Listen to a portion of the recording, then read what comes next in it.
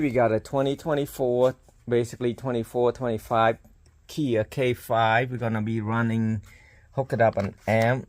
So we're gonna run. Ooh, that's very loose right there. So whoever done this, did not do a good job on that one. So we're gonna be removing. I'm gonna put it right here, or maybe right here for the power, depending on what I might put it right there, but that's kind of really loose. I don't know. Guess I'm putting some wire in here to make it tight, but that was really loose for 2024. So we're gonna run it through that booth right there. So we're gonna unplug the power. I'm gonna take the ground out. Basically take the 10mm socket, take it out and just leave it like that and run the power wire. I'm gonna be using everything's CT sound. Use a coat hanger like this and then poke it through the rubber boot or the grommet. You poke it, you want to aim high, and like I said, that's the reason why I take that out. And you don't want to damage the wire that's in there, because you can short something out if you do, so be careful with that. See how that is? See, I tape it all the way like this, so when you pull it, it's not going to damage any other wiring. I leave the wire like that and go run the rest of the wire.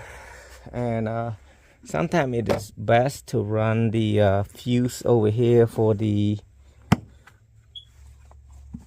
amp turn on. So I ran the remote wire right here. This is where the fuse is at, and I also ran the bass knob control right there. Customer might need it right there, or my right here. This is a brand new car. I'm not gonna try to screw anything in there. So next thing you want to do, you want to pop this part right here. Well, I gotta put the battery back in there for now so I can move the seat up. What you're gonna be doing, you want to grab this I call it plastic rubber boot plastic. Never really know the name of it exactly. I just call whatever I think it is. So just pop it like this. And you don't have to take it all the way out. You can take it like about that much. And then this one you want to pop out like right here. You got to be careful with this thing though. This thing is so thin, you can break them, especially the newer car like this. So you see that? I usually use by my hand and grab it a little bit at a time and push it out like so. Right there, and then pry this thing up because it's right here. There's another clip somewhere around there. See that? It's all a little clip. See how many clip that is? All right, 1, 2, 3, 4. See that? Just this one right there. It's pretty easy to get out, so be careful. Put it on the wheels right here so you don't walk and step and break them. And then there should be a speaker right there. The yellow and black is a speaker wire. We're gonna run a speaker wire right there so we can run it to the line out converter. The chance to show everything because my battery was dying. So what I've done right here, I put the black one. Black is positive. This is the speakers, and then yellow is the negative. And I zip tie some of these wire, that way when I put it back it's easy to put in. And then I come to the trunk right here. I just pull this to pull it for the seat to open. I ran the wire going through here this way, inside here. I didn't have to take the seat off. You want to, you just lift it straight up, and then you run the wire through there right here and going in there. And you see the wire right there. We're gonna put the ground right here.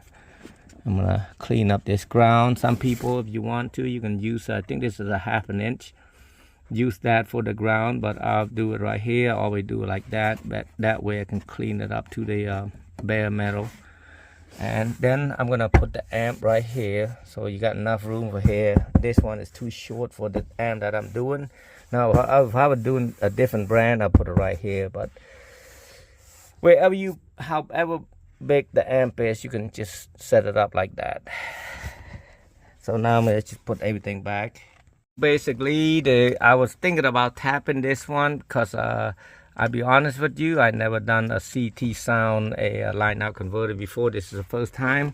So you're gonna put the left side right there. You got positive and negative. So the blue one, we hook it up to the black, and then the this dark blue black looking one, we hook up to the yellow on the left side speaker. So we're gonna plug the positive to the left side. You're looking from my way right here.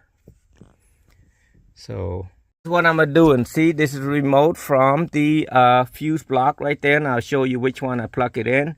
That's going in, that would be the third one, and then the blue will go out to this remote right here, and then the yellow is gonna go to the 12 volt. It's gonna stay with the 12 volt, and then the black will go to the ground right there with the power. So basically I ran the I use nuts and bolts on these. So I'm gonna run this wire up here. This one will go to, wow, it's almost too short, huh? So this is for the bass knob controller. I'm right on top of it, laying like I'm laying on a sand or something. But anyway, so we got ground. We're gonna go like here. I'm gonna be using the ferro. With what I do with that, my battery is dying, so I had to do it fast. Yes, I use ferro so it make it look nicer, but I don't know where I put them at. Oh, here it is. Here's one of them. Here's another one. I'll find it.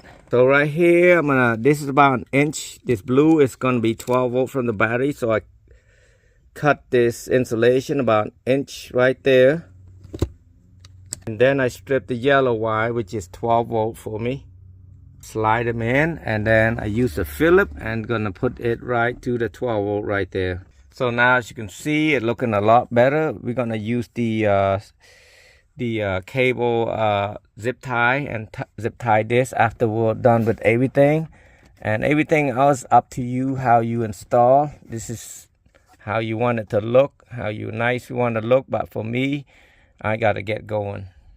Right now I hooked the negative and the positive to the speaker because this is a CT sound. It's hooked on only one side. I'm gonna hook up the RCA jack from bass output right there. You notice I didn't hook up another bass knob controller because you don't need it. I'm gonna fix the wire up.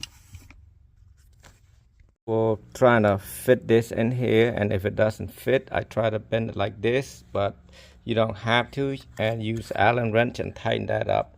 This is the other side that came with it, and I cut it where I ran it through the firewall, through the battery. After you're done both of them, you tighten all of them, making sure it's tight, and snap it back in. It should lock in like that. You can put a zip tie over that if you feel like it's not gonna stay. Tighten it with your hands first, then use a ratchet socket. Fuse, I'm gonna be using the power outlet right there. It's number 20, and I use it's called a add-on a fuse. That's 20 that hold for the factory, and 10 for the my line out converter turn on, or amp turn on, you can say that. So I just plug it back in.